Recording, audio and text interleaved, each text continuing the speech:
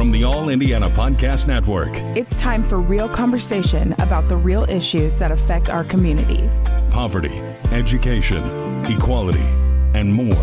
This is Real Talk. Real Talk with Reverend Charles Harrison. Welcome to Real Talk on the All Indiana Podcast Network, and I'm Reverend Charles Harrison. And on this episode, I will be talking to a young person about what we've been talking about the last few weeks, the issue of crime and violence in the city of Indianapolis. And we're going to get a young person's perspective, an 18-year-old who is at Shortridge High School, who happens to be my youngest son, Jeremiah Harrison. So stay tuned to the episode today as we talk about youth violence from the perspective of a young person.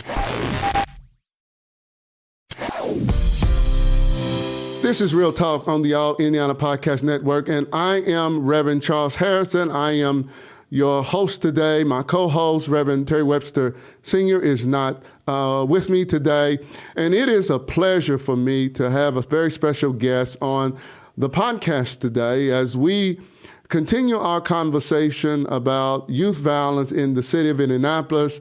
As you may know, the Indianapolis this year broke a record in the number of juveniles 17 and under that have been killed. We're now at about 210 homicides for the year.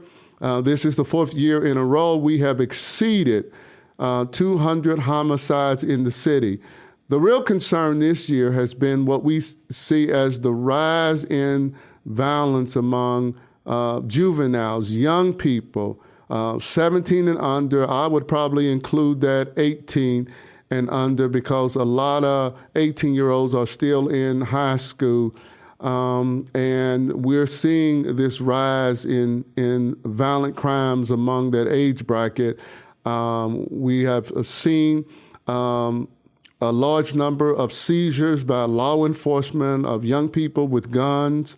And let's have a conversation. So I want to welcome to many of you today my son, Jeremiah Harrison.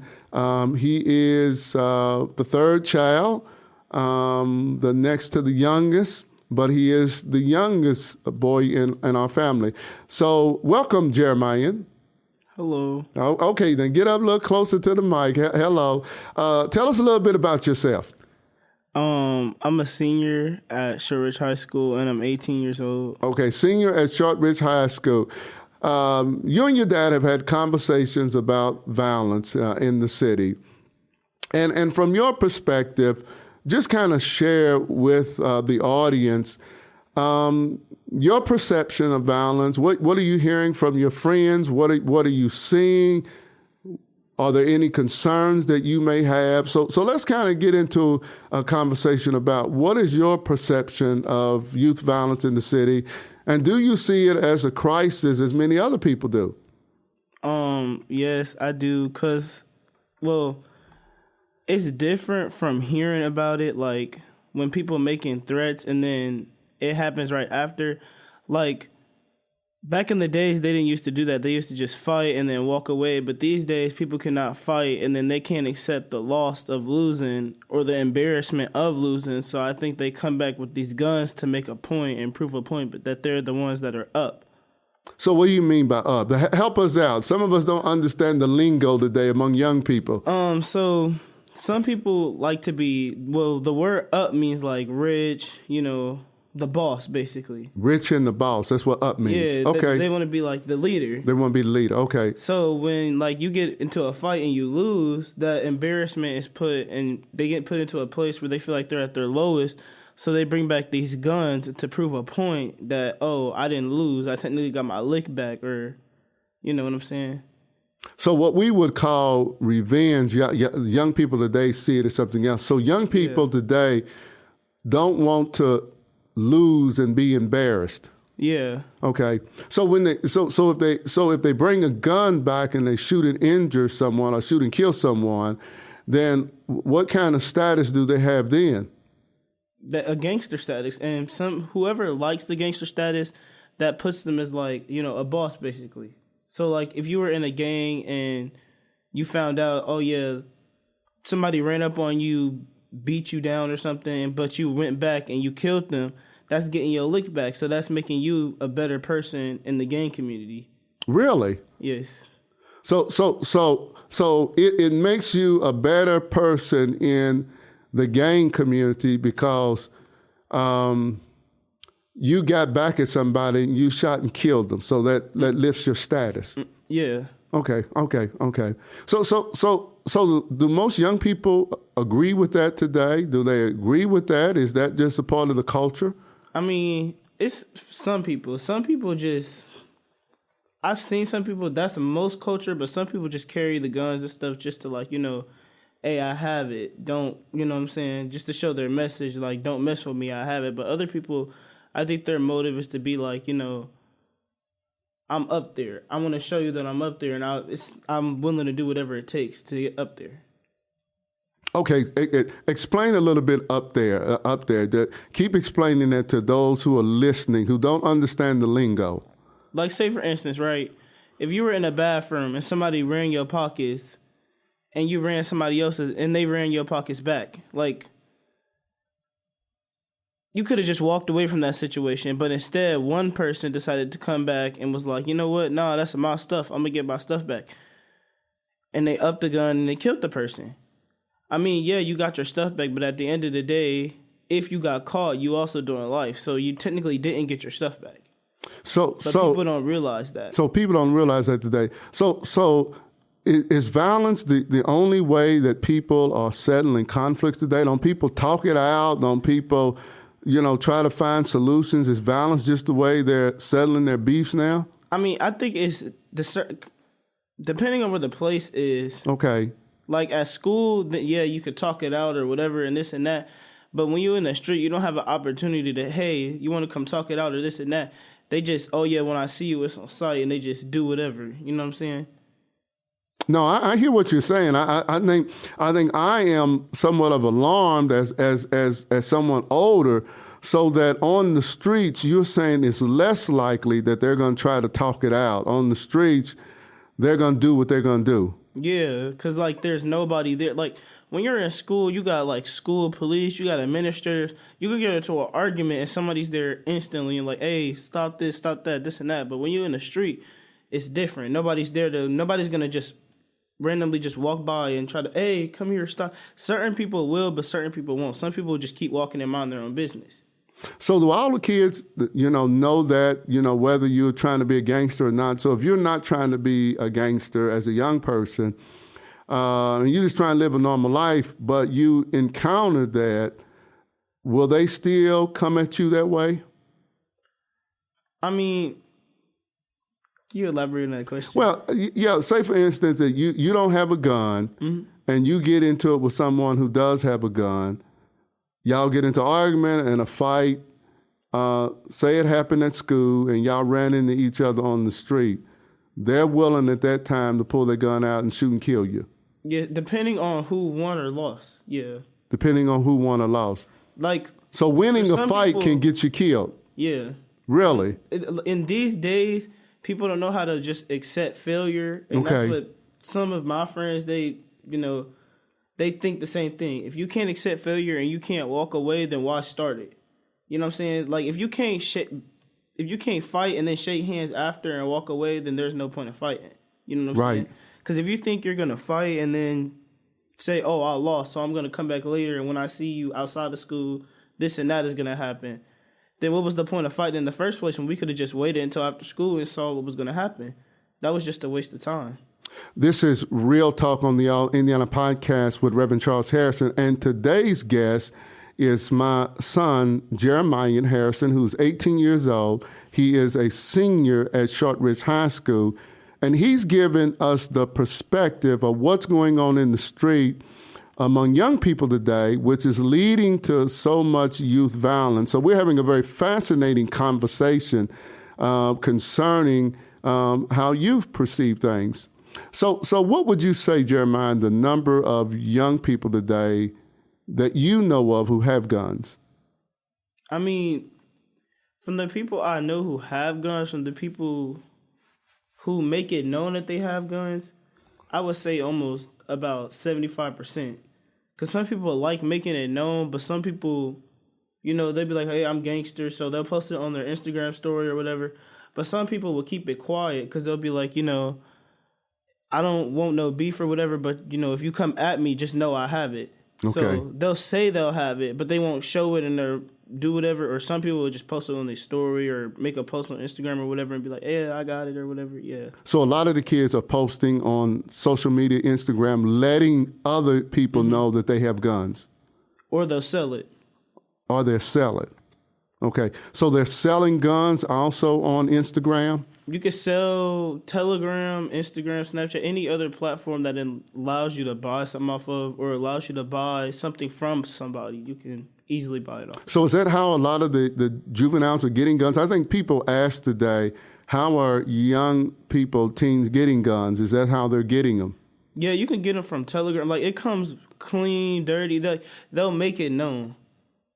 Like, in emojis, too, because, like, some apps, it won't let you, like, say certain things. So they'll use, like, emojis or something, and then they'll post a picture or whatever. But some of them won't allow you to, like, screenshot it or whatever unless you're, like, in the group. Okay. So that's how it's done. So how do you say 75% of the people you know have made it known that they have a gun or have a gun? So what about the 25% who don't? How do they see all of this? They just see it as, like, it's crazy because, like, why? Like, if I'm arguing with you and you're arguing back at me and you know you have a gun and you say that you're going to up your gun, but you didn't up it during the argument and then we fight or whatever, you think you're going to win, but you don't win, and I walk away and you walk away, but you can't accept that you lost because you're in front of your friends, so you got to make a plan and you got to come back and get me in some type of other way. They just think it's crazy. Like, back in the day, you could fight and walk away. Or you could fight somebody, shake their hand, still be cool with them the next day, this and that. But people don't do that anymore. So is it worth fighting today? I don't think it's worth fighting today. Okay. Like, because I feel like it's a good percentage that if you get into a fight and you walk away and you know that you won the fight, that you technically didn't win because something else is going to happen after you won. Depending on the type of person that you're fighting. Right. That's so true. That's fascinating that you say that. So how many are these kids individuals that have guns? Are they part of cliques, gangs? People, are trying to understand that, some say we don't have a gang problem anymore. Or is it just a group of kids just hanging out? We would probably call it a clique. Are the gangs? What's going on out there? I feel like it's just certain people who I don't think we have gangs anymore. I feel like it's certain people who want to be their own leader. Okay. They don't want to follow after somebody else. But I know it's people with guns who will hang around each other. I wouldn't call it a gang, but I would call it like a group of what they would call friends. But it is a gang, but they wouldn't see it as a gang. Yeah, we would probably call it as a clique. They would see it as each one of them as their own leader. So yeah, so there's no leader. There's no leader. Everybody's their own person. Everybody their own person, own leader, but they just hang out together. Yeah. Okay. We would probably call that a clique, a group. So in the clique, all of them have guns, but they're their own leader. So if you pick on one of them, does it mean you end up having to deal with all of them? Yes. Okay. Like it doesn't matter. Like a gang, if you pick on the leader, all of them will come after you. You pick on one of them, a certain amount of people will come after you. But if, like, in these days, if you pick on one, they're all going to come after you, no matter which one you pick on. Because it's like they're brothers. Okay. But they're not brothers. Okay. But they call themselves brothers. Okay. In that. So in thinking about this, so what can be done about this, if anything, from your perspective as a young person? Can anything be done about this? It's just the way that they argue. Like, if an argument could turn into a fight, I just wish people could just fight and learn how to walk away. Right. If there is an argument, or if there's an argument and it's not worth fighting for, walk away. Because guns aren't even necessary, and they shouldn't be out on the street in the first place. And I feel like some people should just learn how to accept failure, basically. Okay. Like, it doesn't matter if you get embarrassed or it doesn't matter if whatever. Because at the end of the day, if you get into a fight in front of your homie and you get embarrassed and you feel that homie is not going to be friends with you after because that you got beat, so you got to go get a gun and kill him and then go back to your homie and be like, hey, we cool again, I got my lick back or whatever, then that officially is not your homie. Okay. If you got to prove your point to somebody and it's worth killing somebody to become friends with somebody, then that's not your friend. So a lot of people, Jeremiah, would ask, where are the parents at? Do you think parents know the kids have guns? I feel like it's some of the parents who are young, like some of the parents who have kids at a young age, they'll grow up, they'll teach their kids that, like, hey, I'm your parent, but at the same time, I could be your best friend. Okay. Some parents, I think, it's not always good to be the best friend, because I know some people who be like, hey, my parents will pass me this, my parents will let me do this, my dad will take me to shoot this and that, and I don't think that's like the parenting way to go. I think if you're going to be a parent, you should be a parent. It's Right. not good to be a friend and a parent at the same time, or all the time at least. So a lot of the parents, I guess what you're saying to me, know that their kids have guns and they allow or accept it that they have guns or give them guns. Or if their parents are not okay with it, they'll kick them out the house, then they'll move in with their grandparents. Then their grandparents can't really do nothing about it because their grandparents are really old, so they feel the need that they can do whatever they want to, as in if they don't have no parents. So I feel like it's mainly the kids who live without their parents, like with their grandparents, aunt, uncle, all that other stuff. I feel like those are the kids who really, like, are really out here doing the most. So from your perspective, the kids who tend not to live with their parents, in most cases, grandparents, other family members are the ones that tend to have the guns because they're allowed to do it. Yeah. Okay. I think that's helpful in trying to understand what's going on. So you say it's not really a lot of gangs. It's just groups of individuals that see themselves as leaders that kind of, hang out together. But if you mess with one of them, you could end up having to deal with all of them. And if kids get into a fight today, the other thing you were sharing with us, they can't accept defeat. They cannot accept losing. So those are the individuals that are going to get what you say their lick back, their revenge, to get their status back. Okay. I think some people would ask then, what would be the solution?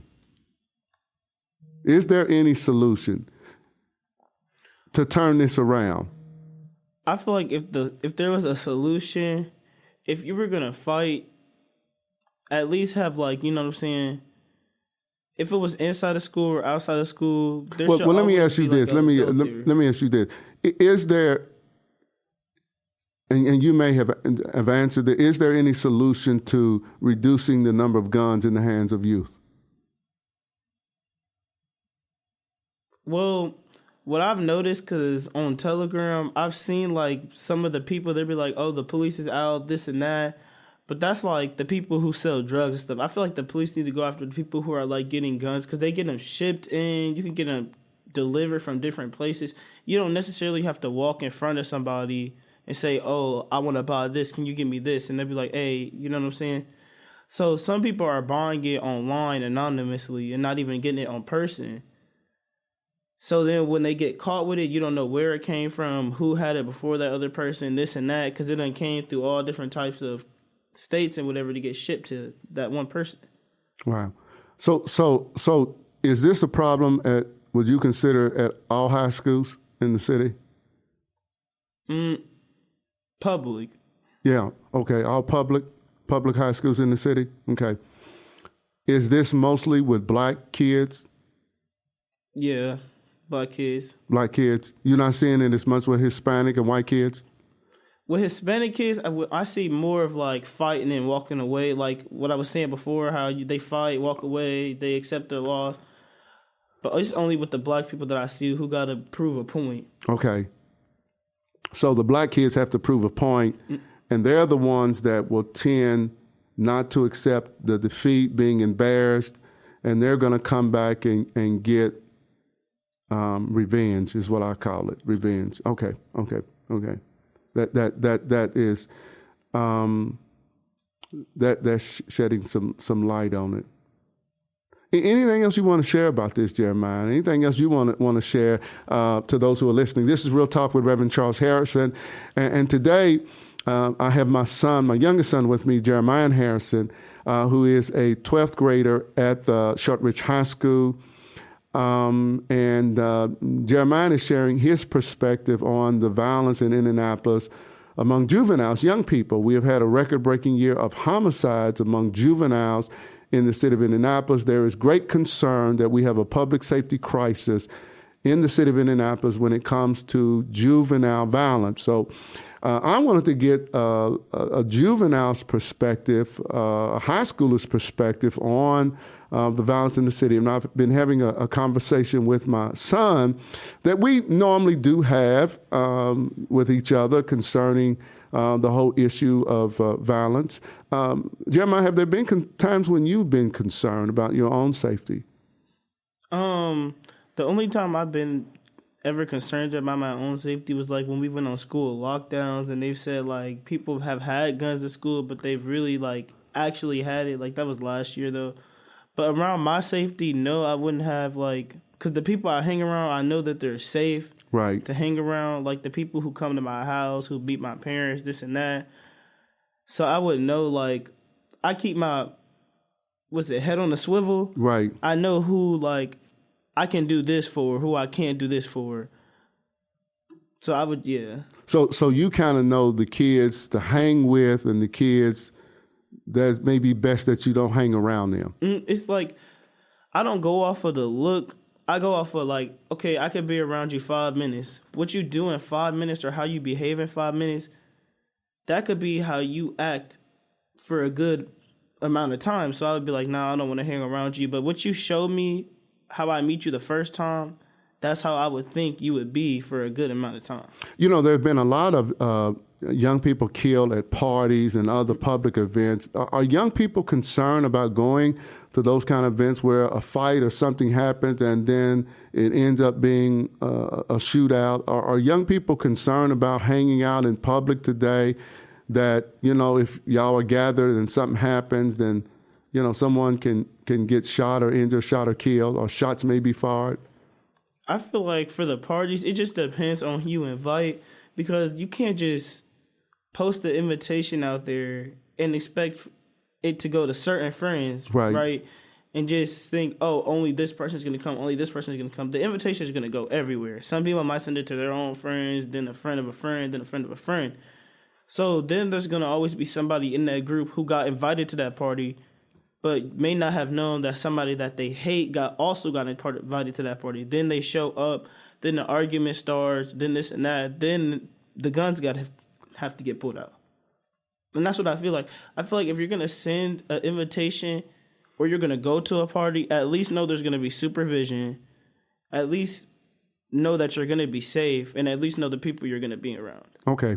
I think most people would say that that's good advice. So that your recommendation is that these invitations should not be sent out on the internet that will invite everybody to come, and because what happens is people may show up that may be beefing with one another. It leads into another argument, fight, and then the drama occurs. Yes, because like when they send the invitation out, they'll post it on their Instagram stories. The account won't even be private. Anybody could screenshot that, send that to anybody. If you know you have beef with somebody, why post like, hey, this is where a location or a party's going to be at. This is the location. And then not only that, you could put at the bottom, text me for the location.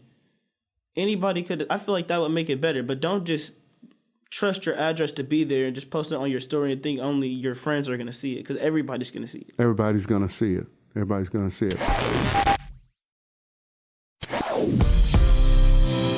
Well, thank you, Jeremiah, for joining me for some real talk today. And we'll talk again. We'll get you back again. I'm Reverend Charles Harrison, and this has been Real Talk. Join me next time as we bring more real talk about the real issues that affect our communities here in Indianapolis and across the country. Be sure to follow and subscribe to this podcast, and and share it on Facebook and X, which used to be Twitter, so that you can follow this broadcast. We try to bring in people that have real conversations about real issues that we're dealing with today in our society. This is my last show for the year. For the next 2 weeks, I won't be in the studio for Christmas and the week after Christmas. So I will see you again the first of the year in January of 2024. This is Reverend Harrison. Have a blessed and awesome holiday season. This is Real Talk with Reverend Charles Harrison. Be sure to like and subscribe to this podcast. And be sure to check out other great podcasts on the All Indiana Podcast Network. Online now at allindianapodcast.com.